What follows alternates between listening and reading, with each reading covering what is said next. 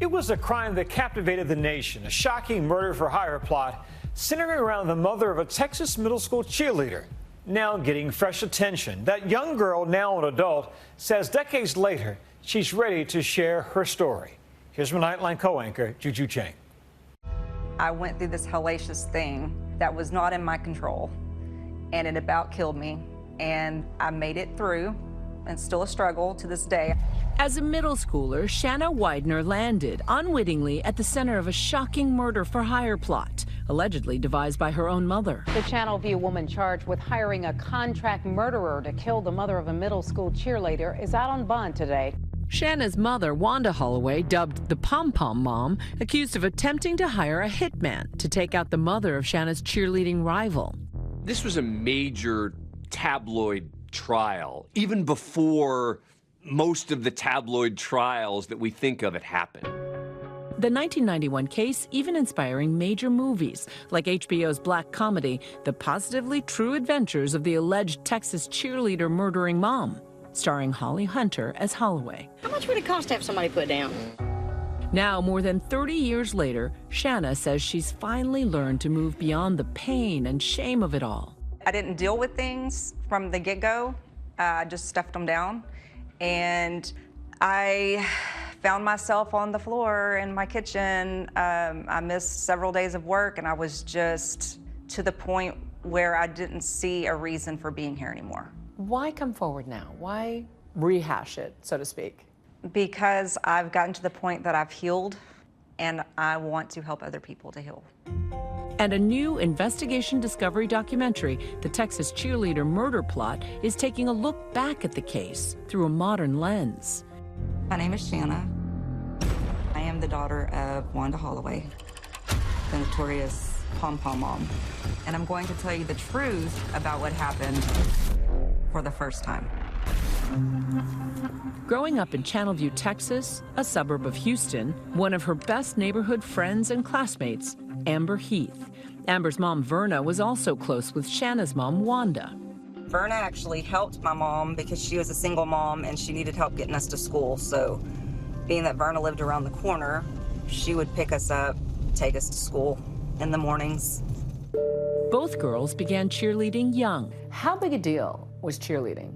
Apparently it was a very big deal, and it was kind of how you made your name for yourself. There are people who felt that your mom was living vicariously through you. I believe that she was pushing me in the direction that she thought I would have the most success for long term. The irony was that you didn't really like cheering. Correct. Eventually. At first, I was all about it, and I was excited to do it. But in time, I realized I was more into dance than cheer. And I didn't quite get the point of cheerleaders. For 2 years in a row, Shanna didn't make the cheer team, but Amber did. What was that moment like for you to know you're not going to be on the cheerleading team? Relief. Not disappointment? Disappointment, maybe for all the work that had been put into it and for my mom. But for me, not having to go in front of the student body or the judges to try out was a great relief. Is it fair to say that your mom wanted cheerleading squad for you more than you did? I think eventually it became that way. According to prosecutors, Wanda blamed Verna and her daughter Amber for squashing her daughter's chances. So had she not tried out, I would have been number 2. That didn't happen. And since my mom felt like they didn't play fair, she decided not to play fair either, leading her to allegedly ask her former brother-in-law, Terry Harper, to hire a hitman to take out Verna. Mom was allegedly convinced if cheerleading girl's mom gets killed, cheerleader will be so devastated that she won't be able to continue, and her daughter will make the team. Evidence presented in court revealed Wanda even going so far as handing over earrings to Terry as alleged payment. But the brother-in-law had already alerted police. Wearing a wire, they secretly recorded shocking conversations. $7,500 is the most for both of them to be dead. For both, okay. Both. $5,000 for the girl. $2,500 for the mother. Okay, we're spending. Police went to Shanna's house to arrest her mom. She goes, am I going to jail? I said, yeah. She said, well, let me go change clothes. I said, no, man, we got clothes for you downtown. And I said, why don't you tell your daughter that we're taking you down for some hot checks, because clearly she's not going to understand any of this. Wanda was accused of solicitation to commit capital murder, the most serious kind of murder one can commit. And for the first time, Shanna revealing a jaw-dropping conversation she says she had with her mom. I hid it for so long because if I had said that, then it would seem like I knew more of what was going on than I did. I didn't know what was going on. I knew she had mentioned, what if something happened to Vern and Amber and we didn't have to deal with them anymore? My mind went to a cartoon. And so for a second there, it was kind of funny. And then I really thought about it like, oh, is she like serious? And I just remember telling her yeah, for sure it would be easier, but obviously that's not okay. And that was that. That conversation or any conversation like that never came up again. In August 1991, Wanda Holloway's trial began. The challenge for prosecutors is that Wanda never says the words, kill him. It's always the brother-in-law who's referring to how to do it and what's going to happen. And she responds, and she's answering the questions. But that became a critical question in the case. I've gotten in touch with someone for you. Okay. But I need to know exactly what you want. When you heard the tapes, and you've described them as pretty hateful things that your mom said on there, what was your reaction?